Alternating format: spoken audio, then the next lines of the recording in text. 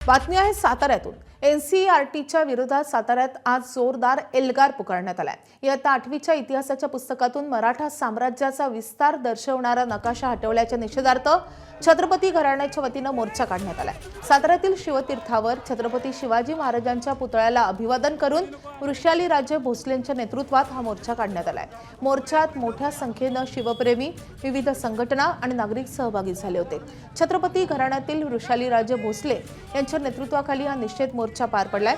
यावेळी बोलताना वृषाली राजे भोसले यांनी मराठा साम्राज्याचा इतिहास पुसण्याचा हा प्रयत्न असल्याचा आरोप केलाय।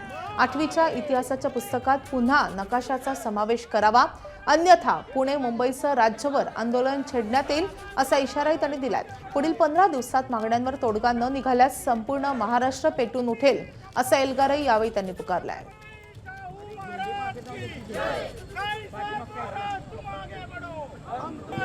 तुम्ही पाहू शकता या ठिकाणी आता जे जिल्हाधिकारी कार्यालय आहे, या ठिकाणी सर्व मराठी बांधव असतील, त्याचबरोबर शिवप्रेमी असतील आणि छत्रपती घराण्यातील सदस्य असतील ते देखील बसले आहेत। काय सांगाल, नेमकी काय मागणी आहे तुमची, काय सांगाल?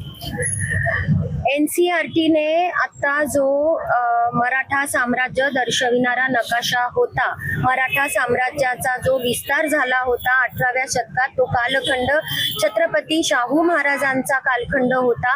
त्यावेळेस आपले खूप शूरवीर सरदार देखील त्यावेळेस मोहिमा काढल्या होत्या।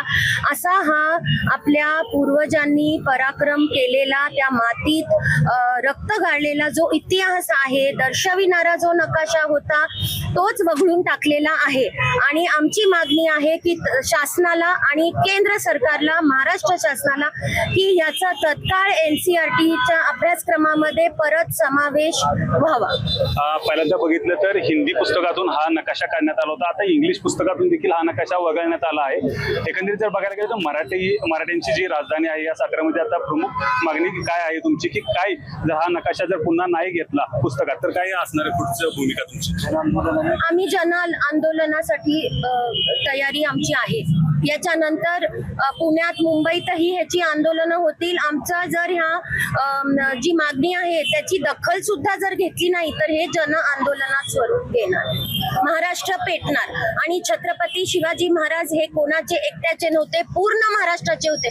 त्यामुळं इथं सर्व पक्षीय, सर्व धर्म महाराष्ट्र पेटणार जर त्यांनी नकाशा आणि आमच्या महाराजांचा इतिहास पुसायचं ठरवलं असेल तर आम्ही गप्प बसणार नाही। नकाशा लवकरात लवकर पुस्तकात 8वीच्या घेण्यात यावा, नाही तर महाराष्ट्र पेटेल अशी भावना देखील वृषाली राजे भोसले यांनी व्यक्त करताना आपल्याला पाहायला मिळते।